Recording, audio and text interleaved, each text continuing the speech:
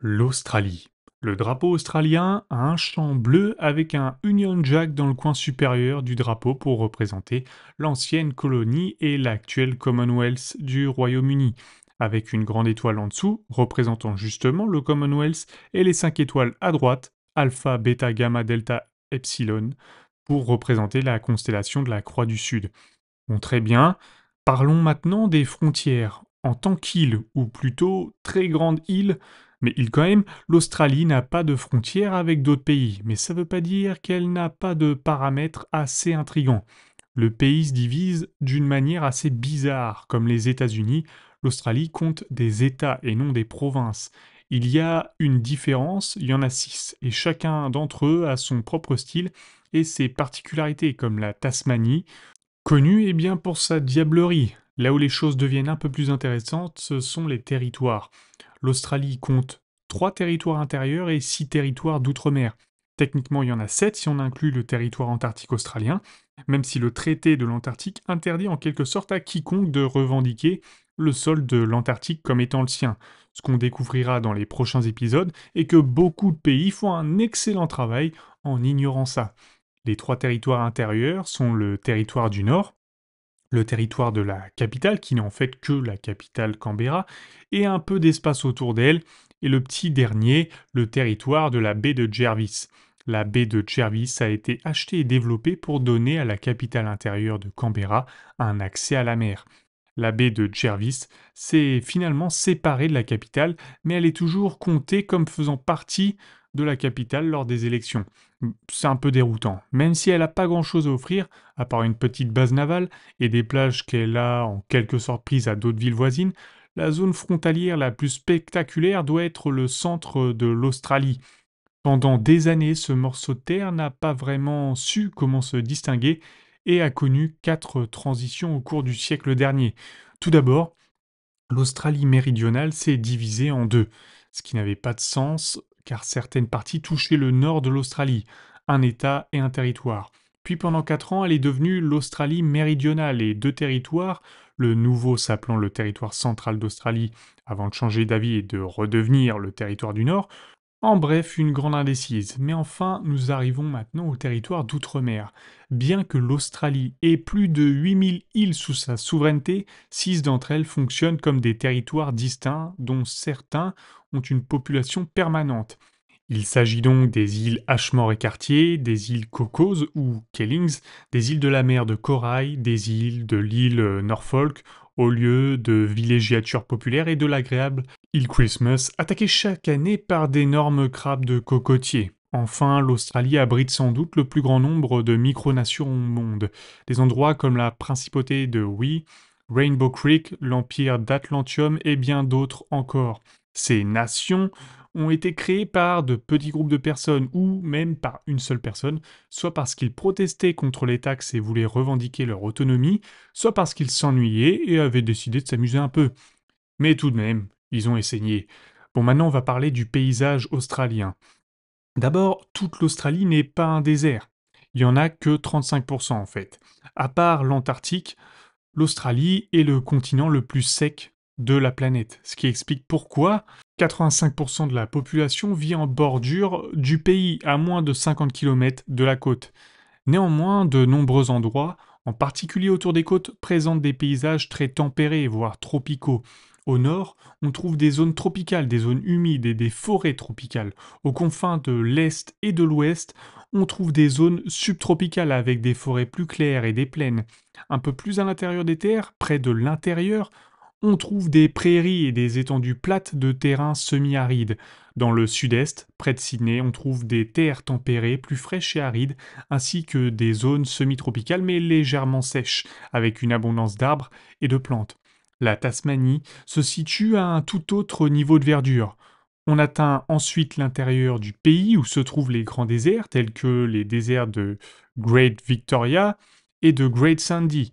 Cette région est connue sous le nom d'Outback. L'Outback est essentiellement la région de l'Australie avec de longues étendues de déserts rouges et oranges qui s'étendent au-delà de l'horizon, avec peu de populations éparses que l'on peut trouver à peu près n'importe où.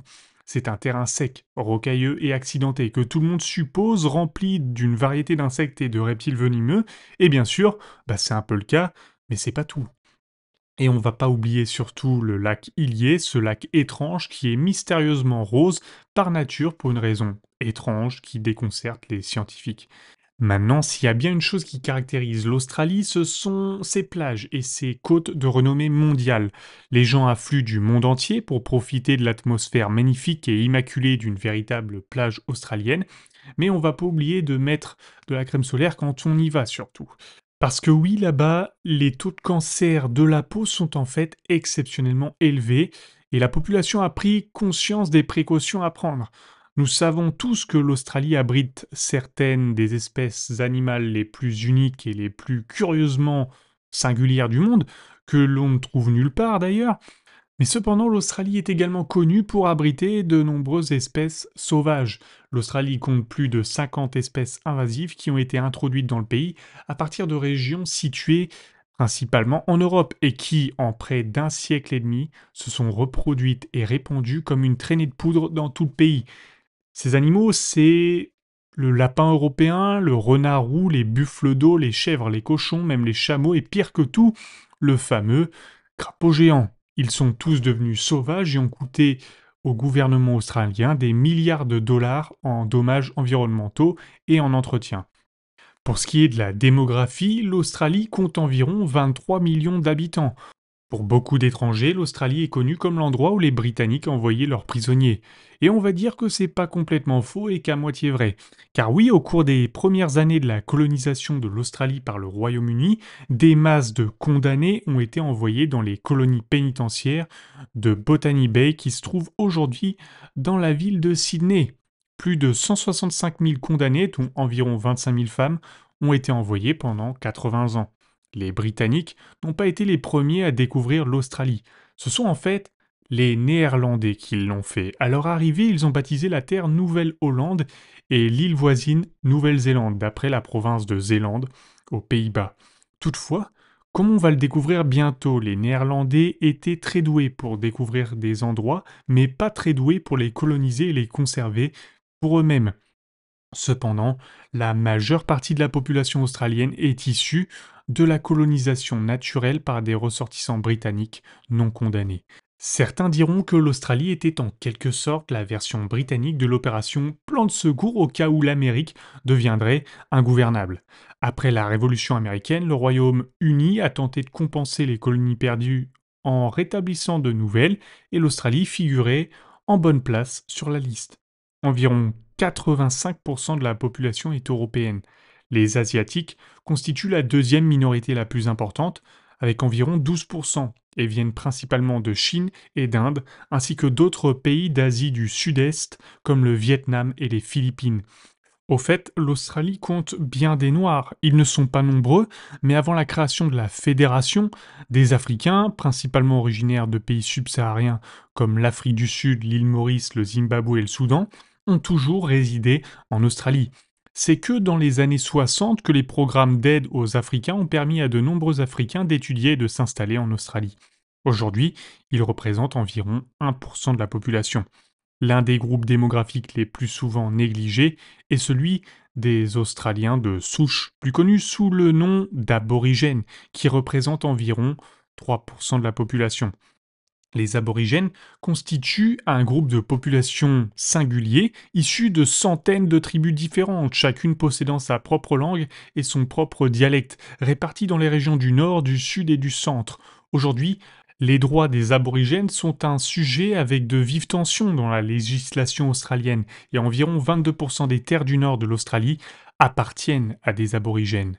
En 2013, des groupes aborigènes se sont regroupés et ont décidé de créer leur propre petit État, la République de Murray-Warri, indépendant de l'Australie. Le gouvernement australien ne reconnaît pas vraiment cette revendication.